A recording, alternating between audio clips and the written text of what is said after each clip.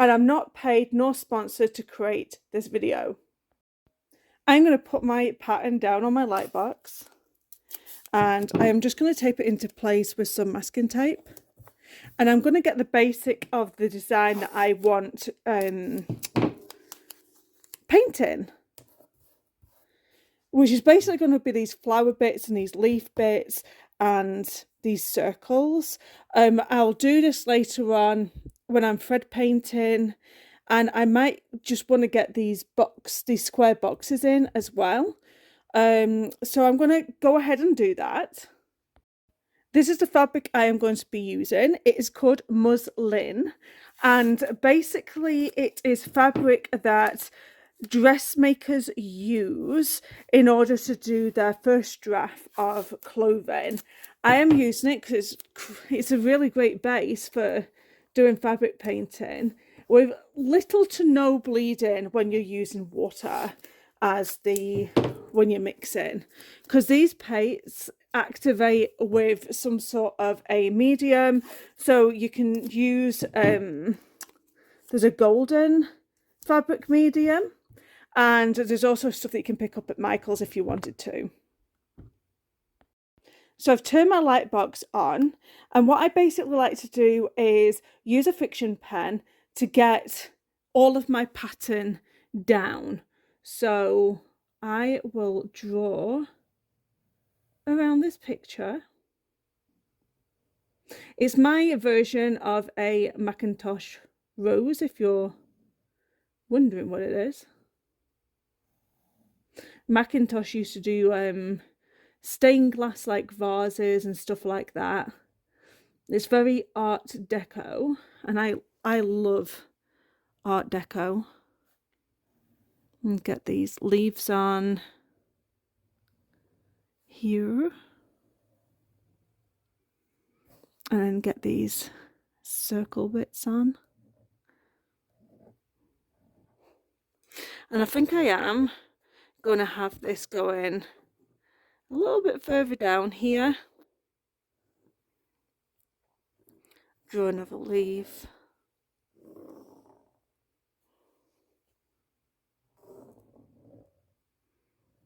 Some more circles here.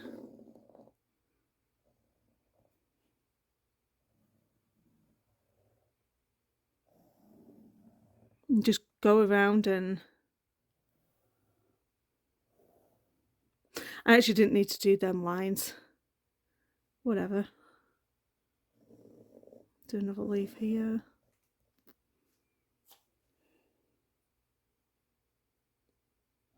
Just make sure I get all of the design pieces on.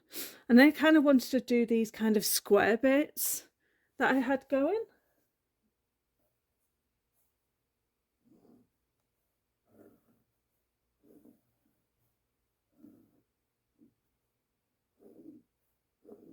Something a bit like this. Doesn't have to be precise, just basically what I want to put the paints into.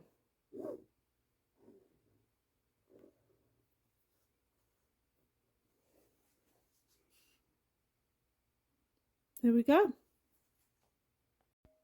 It just goes to show how long it's been since I've last used my Inktense quilt blocks, because it does come with 2 trays with the blocks. So I'm going to take some of these actually need sharpening, but the good thing about this is that you can actually shade with them. So I'm going to get all of my greens out in order to do the leaf, because I want loads of different colours on here. So I like to work on dry fabric, and then use the water over top. So I'm gonna come in. You don't have to be like really precise with it, and you really don't have to lay down that much of the pigment either, because they really do show up. And I'll show you in a second.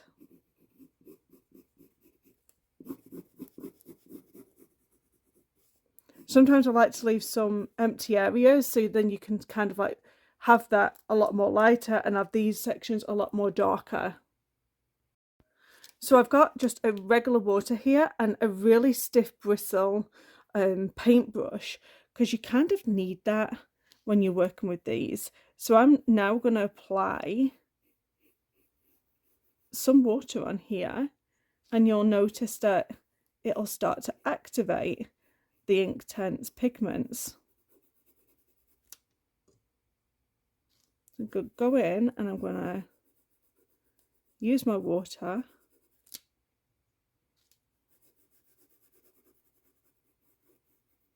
And it will just start coming to life.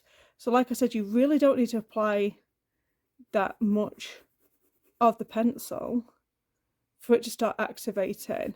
And because I'm using this particular fabric, it's also not bleeding that I like.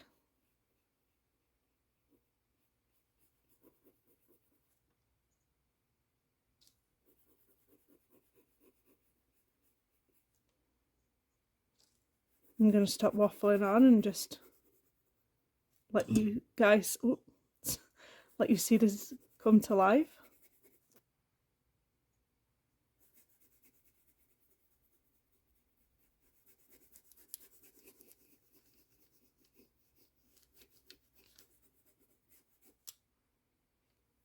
And you can also apply it on when the fabric is wet.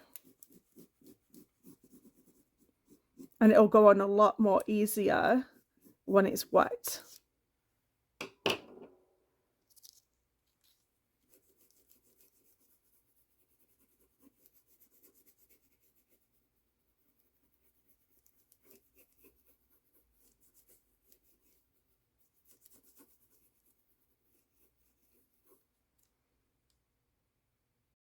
I do recommend letting that area dry and then turn it around so you don't lean on it, and then you can work on another section.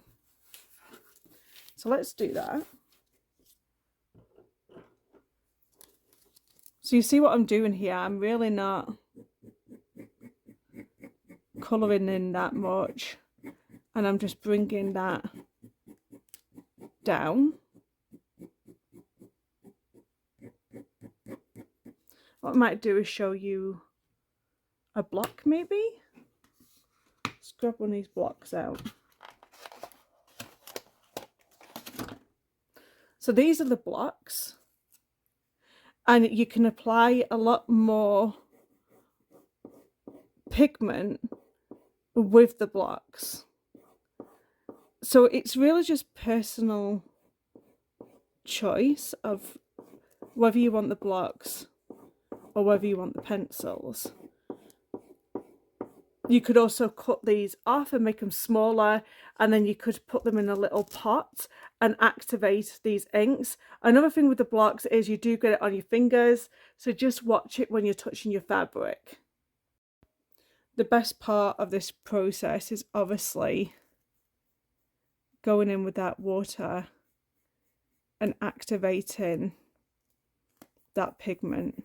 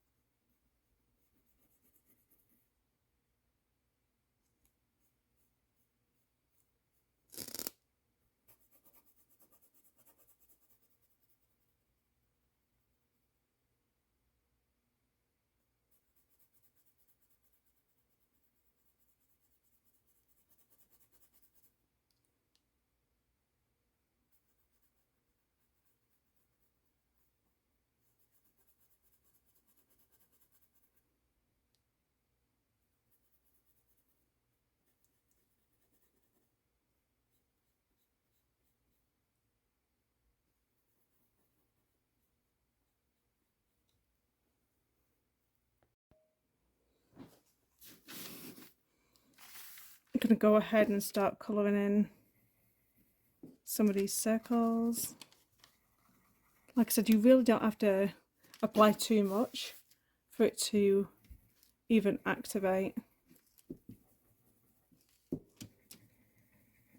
Just watch you don't touch anything wet and transfer that over onto your blank canvas.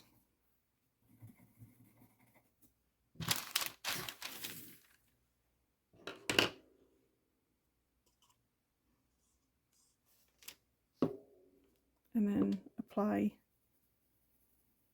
your water to activate your pigments.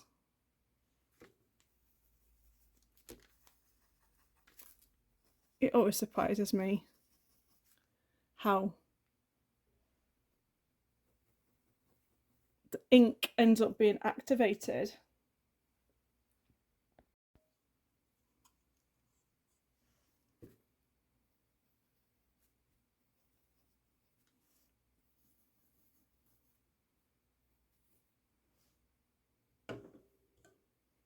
Now what I'm going to do is colour all the rows in, and then I'm going to blend all them colours together. Got loads of different selection of colours here. And it's really just you're just dragging that pigment onto the fabric. You really don't have to colour the whole pot in. The water does that for you.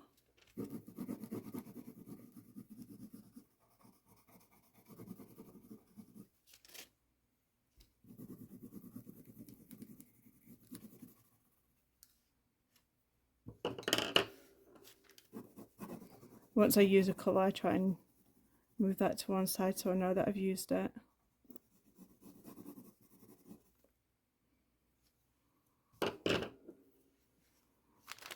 I don't want a colour next to each other.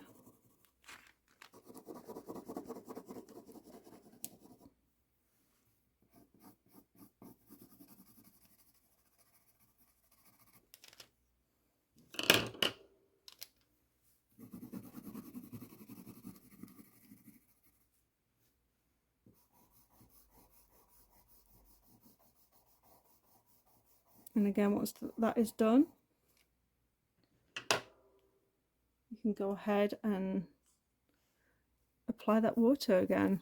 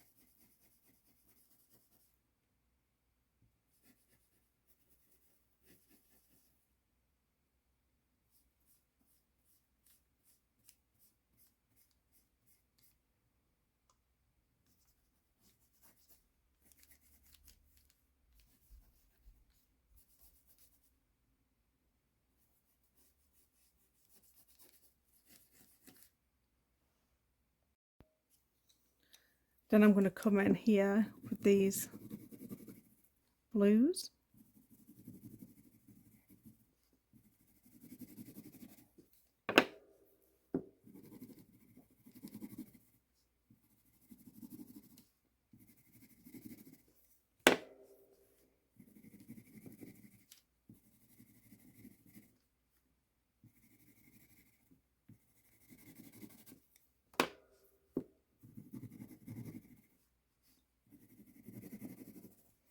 And do the same on this other side.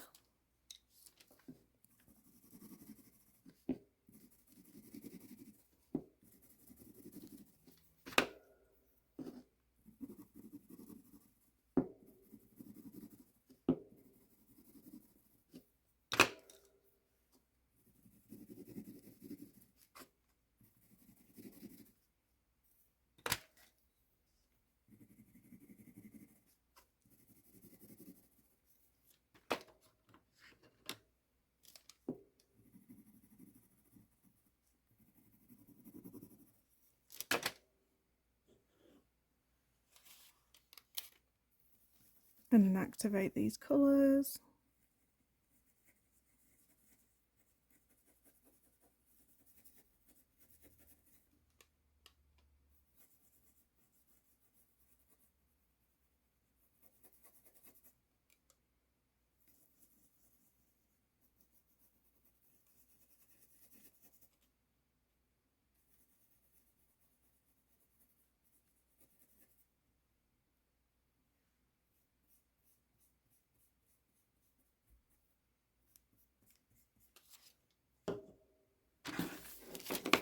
And the same for the other side. Should probably move these out of the way.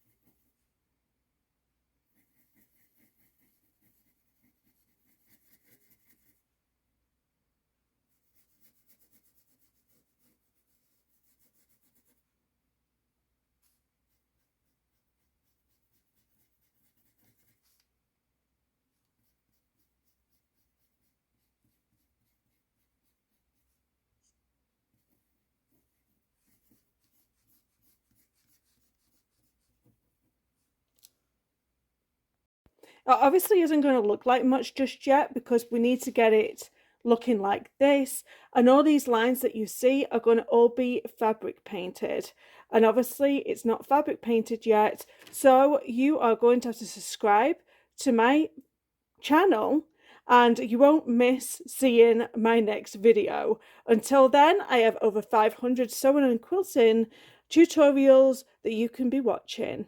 Thank you so much, and I'll see you next week.